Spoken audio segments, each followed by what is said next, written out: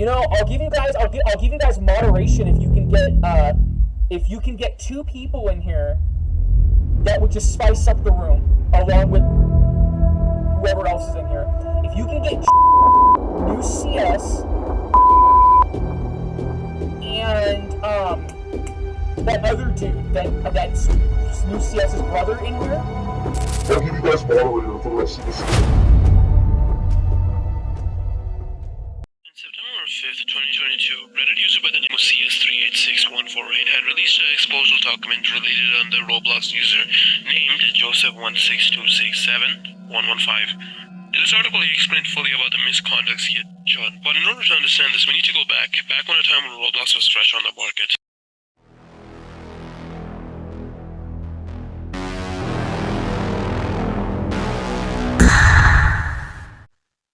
In 2009, Mr. Joseph Santini, the pedophile from Roblox, was caught on camera trying to extort a kid.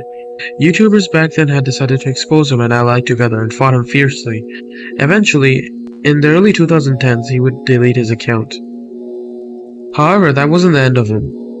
Joseph Santini back then were primarily known for his toxic behavior to other people. In the early 2013s, there will be a countless of parody videos made on him, basically showcasing how toxic he was to other players in the community. This game called Arena would eventually be taken down by Roblox due to copyright issues, so we can't really reach out to the community that already had played there. Most of them had already abandoned Roblox, and we don't really know what's happening. So, with that being said, honestly in the document, we get to find a kid named Orange Shep YT. Orange Shep YT was apparently one of these YouTubers that were making a parody video inside of Joseph Santini. And he had reached out to him using Skype, because back then Discord wasn't really big of a thing. So eventually these conversations that would happen late at night would turn into inappropriate gestures and asking about his genitals. Joseph would start sending pictures, explicit ones, to this minor, and eventually would start grooming him and asking him questions about what his genitals look like and how they were. There was a plethora of videos on YouTube that was made on Joseph Santini and his toxic behavior, but in order to understand this, we need to check the videos for ourselves.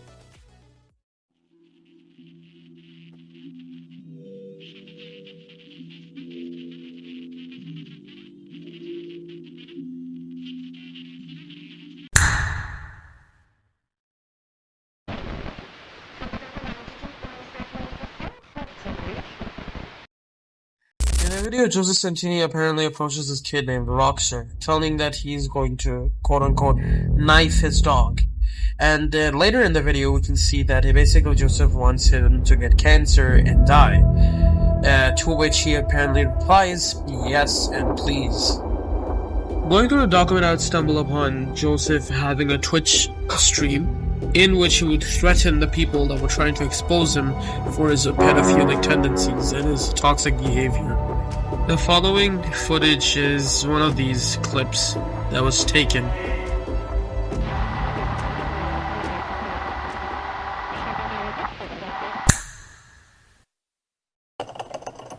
I'll give you guys moderation if you can get two people in here that would just spice up the room along with whoever else is in here. If you can get Jonah, new CS, Bren, and that other dude that's new CS's brother in here, I'll give you guys moderator for the rest of the stream. Looking at the stream, you can see that Joseph basically talks to his fans, belittling the people that apparently made the exposé document against him, saying that apparently if new CS or if any Glenn and some other people that were mentioned by him that actually helped in creating the exposé document, if apparently their fans managed, his fans managed to find them, he will give them apparently a moderator for life.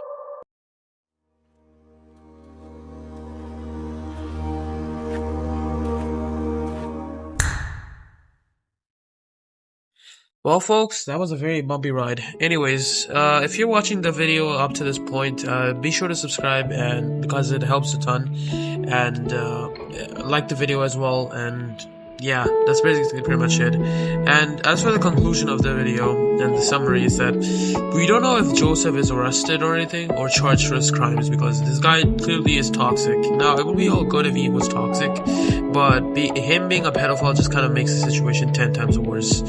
So I don't know if he still does Twitch streaming, but I think he probably got banned from Twitch. And I also reached out to the Reddit apparently user CS, and he said not to make a video because, well, it was not really necessary. But I think that justice always comes first, and justice should always be served on your plate. It doesn't matter if it's cold or hot. That's basically the quote of the day, and hope you guys have an amazing day and stay awesome, people. Zyron out.